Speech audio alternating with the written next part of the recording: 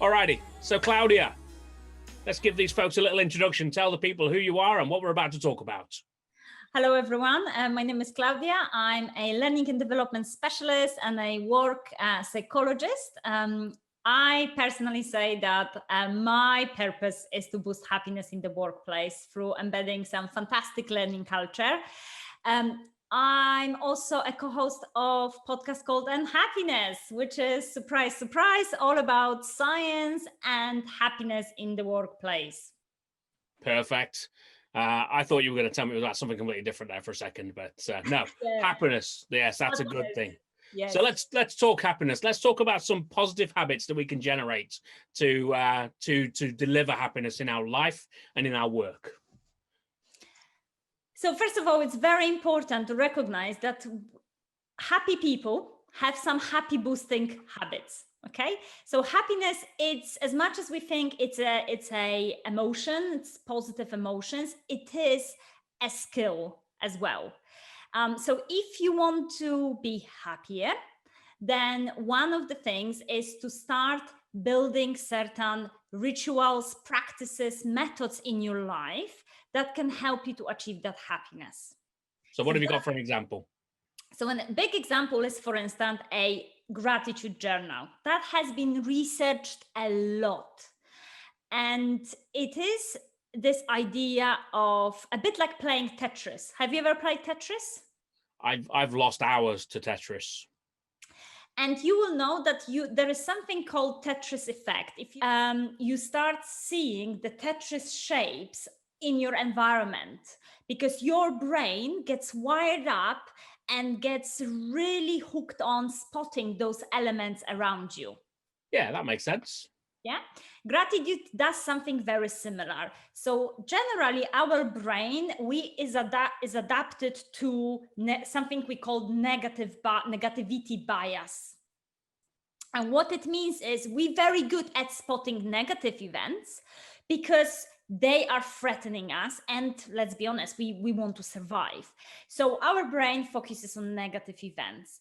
But gratitude and having a gratitude journal is something that helps us to almost rewire our brain at the structural level to start thinking and spotting the positives.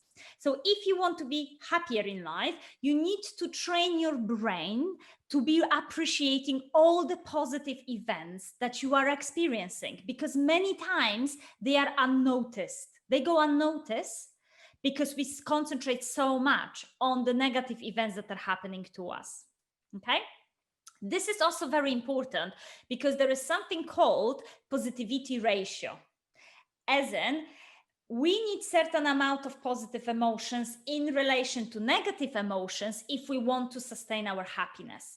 And researchers, they have different models where what is that ratio, but what's very important is to know that if you need to be spotting more positive events to combat your negative events, okay, to sustain happiness. And gratitude, it's a very powerful tool to do that, because in order to be grateful for something, you need to concentrate on positives. So one thing that we've done as part of our podcast on happiness, we had a gratitude buddy. So someone with whom you exchange your gratitudes every day, so you keep going. And it's amazing because after a certain amount of time, usually around 21 days, we need to introduce a new habit. Your brain will be guaranteed much better at spotting the positive events around you and appreciating the ordinary moments that we have in life, the kindness that we receive from other people that previously may be gone unnoticed because we are in a spiral of, why is this happening? This is difficult. How I'm going to cope with this? I love that, and that gratitude buddy. So, how does that relationship work? Does it have to be a conversation? Can it just be WhatsApp messages? What's the idea? Well, we just use WhatsApp messages. So every day I send my co-host Kitty Newman from Trapeze Media 3 things I'm grateful for. And I need to do that because she holds me accountable. So even if I woke up in the morning and I'm grumpy and I don't feel I'm grateful for anything because the world is a very difficult place, I need to still find 3 things that I'm grateful for. And my brain has to swap from concentrating on negative and really concentrate on positive. So this is one of the very important positive habits. Now she does exactly the same. And then I can see what she's grateful for, which is amazing because I also know her story and what she's going through with the day. So you can do it in the beginning, in the morning, you can do it in the evening, but the idea is that you do 3 gratitudes every day. I mean, that's quite a simple thing, isn't it? So with 3 little things via WhatsApp. The key element there, as you said, was that she holds you to account. So if you don't send Kitty that message, she's coming straight back to you and saying, "Hey, Klaudia, what's happening?" I know that the power of that accountability is the thing that will drive you forward and say, "Well, actually, I'll start to look for these things." So this morning, what were your 3 things that you were grateful for today, Klaudia? So 3 things I was grateful for was, one, the sun was shining. So I knew that during my lunchtime, I'm going to go out for 20 minutes and enjoy a bit of walk. I was very grateful because someone was kind to me and actually written a lovely message to me on LinkedIn, which, amazing. So I was very grateful for their support.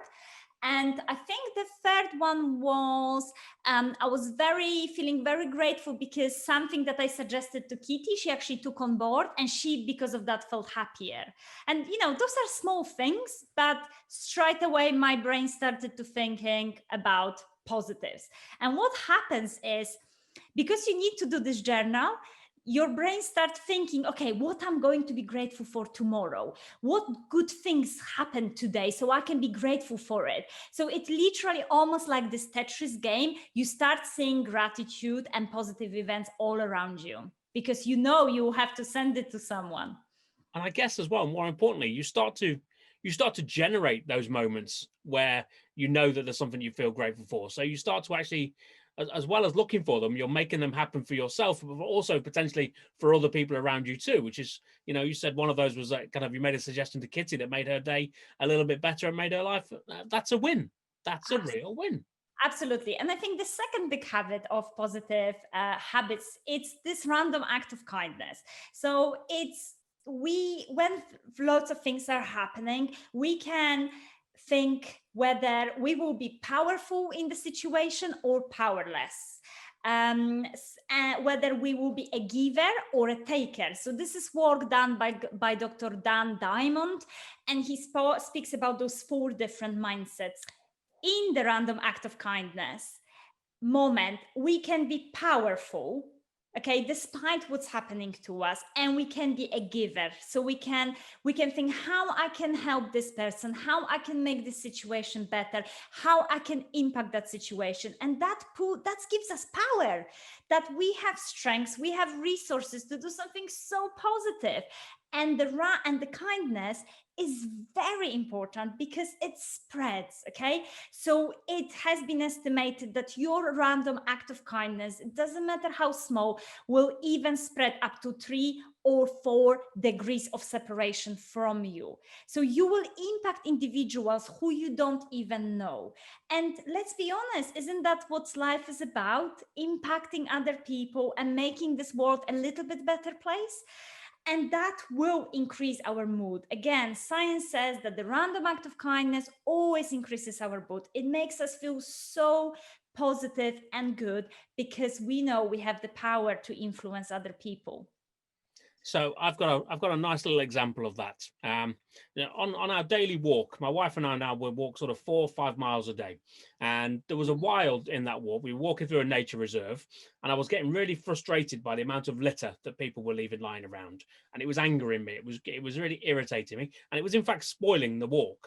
So we were both getting really frustrated with it because we both think you should do something. We should take responsibility as individuals, and that's what we did in the end. We said, you know what, we're going to buy a couple of litter pickers and we'll go out with some carrier bags. And as we're walking, we'll just pick up litter. That's such a small thing, but as we're out there doing that, people are looking and thinking, well, actually, you know what, they're just doing that.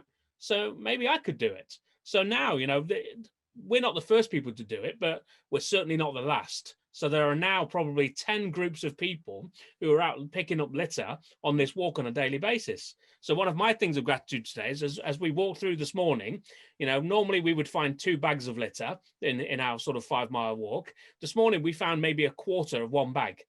That's amazing. Exactly, absolutely. And at work, especially, we can be kind at work. We can be, compliment your colleague's strengths.